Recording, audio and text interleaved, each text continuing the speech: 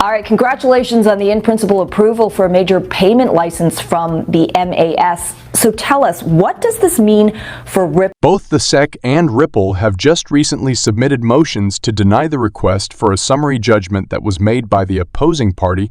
In the meantime, Ripple's chief engineer announced that he would be retiring from Ripple SEC case. The court battle is getting closer to a decision. In the most recent step in the ongoing dispute, both Ripple and the SEC have each answered the other's applications for summary judgment.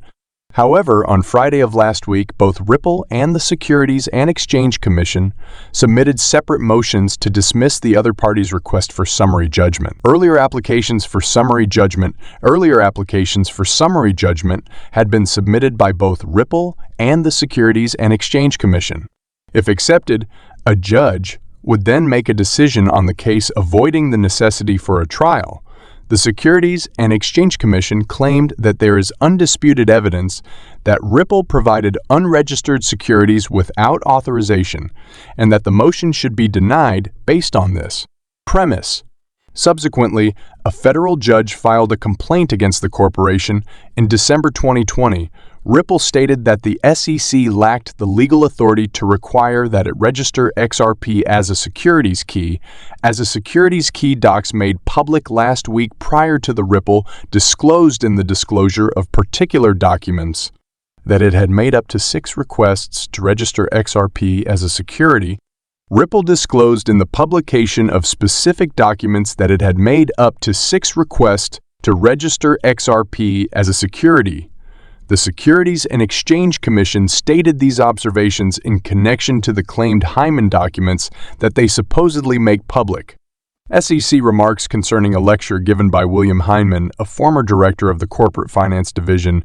In his lecture, Hyman stated that although he had originally thought of Ethereum as a security, his later comprehension of the blockchain-based transactions had led him to conclude that current offers and sales of Ether are not securities transactions. In order to prove that the SEC is aware of Hyman's assertion that Ethereum is not a security, in his lecture, Hyman stated that although he had originally thought of applying a similar line of reasoning, Ripple formally requested that these notes be made public.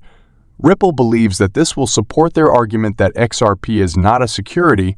Regardless of how prestigious Ripple may be, a legal expert contends that the viewpoint of a former SEC official is probably unimportant. He contends that the Supreme Court, which has consistently upheld the Hawaii test standard, still has the final say. Ripple believes that this will support their argument that XRP is not a security. According to this criterion, the essence of a security is an investment of money in a shared enterprise with the reasonable expectation that profit will be generated from the labor of others. SEC Chair Gary Gensler believes that most cryptocurrencies would qualify as securities if this criteria were applied, with the major exception of Bitcoin, which he claimed would be considered a commodity. Nevertheless, another piece of research found in Exhibit 167 of Ripple's request to deny the SEC states that people who purchased XRP for investment purposes did not expect profits to come from Ripple, but rather from market movements or other sources. A longtime employee is leaving even though it has not yet been approved by the XRP ledger has resigned. But holders of XRP have been given permission by a federal judge in the United States to join a lawsuit brought by the Securities and Exchange Commission against Ripple Labs. According to the judge token, owners can now submit their application to intervene in the widely publicized case. After reading the documents submitted by the parties, the court has decided to approve the prospective intervener's request for permission to make a petition to intervene. The judge for the Southern District of New York, Annalisa Torres, indicated that the XRP holders are required to submit their application to intervene. According to the ruling, Torres initially denied the XRP holders' request to intervene. XRP holders then submitted a motion to join the SEC case against Ripple Labs and its executives as third-party defendants. Ripple Labs is currently being pursued by the new commissioner. The company has been sued by the regulator for selling XRP, which the regulator considers to be a security. On behalf of 6,000 XRP holders, Deaton Law Firm presented a request to intervene. The law firm stated that the SEC inferred that holders of XRP felt an unregistered security by saying that all XRP tokens are securities. The fact that it was directly affecting them made the action crucial. Deaton further underlined the enormous losses that these investors had incurred as a consequence of the SEC action. The asset was being delisted from various American exchanges, which caused a wild fall in price and the loss of more than 3/4 of its worth at the time. In addition, Deaton emphasized that these investors had suffered large losses as a result of the SEC action.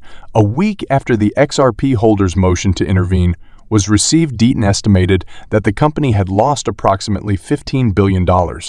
The legal team representing Chris Larson and Brad Garlinghouse, the chairman and CEO of Ripple, respectively filed a motion in support of the motion, in favor of the motion, in favor of the motion, in favor of the motion.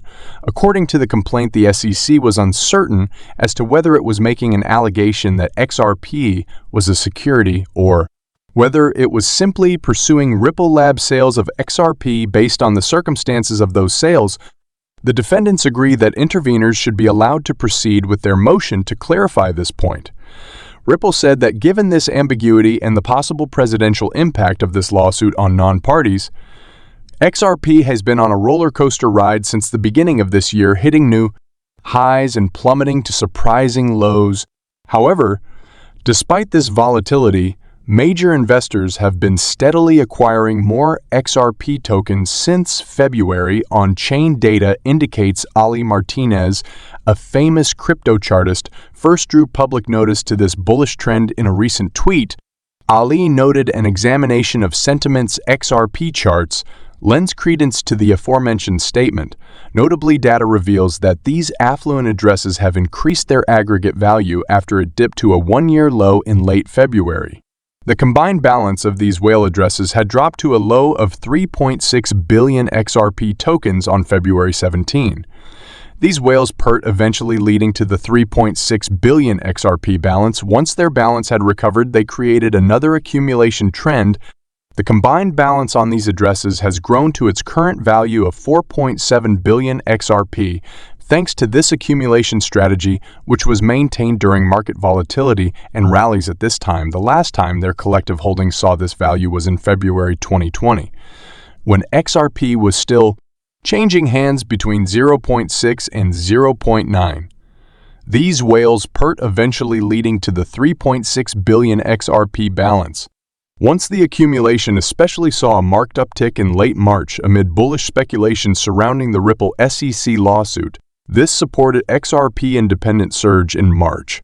This accumulating pattern has remained amid the current increased interest in Bitcoin and other crypto assets among institutional investors such as BlackRock, WisdomTree, and Invesco. Along with these wealthy shareholders, addresses with less XRP have accumulated throughout the month's sentiment data reveals that address is holding 10,000 to 1 million XRP have amassed 750 million XRP ICP since mid-January. Meanwhile, hasn't changed much since June 23 when it fell below 0.50. Since then, the asset has primarily fluctuated between 0.46 and 0.49.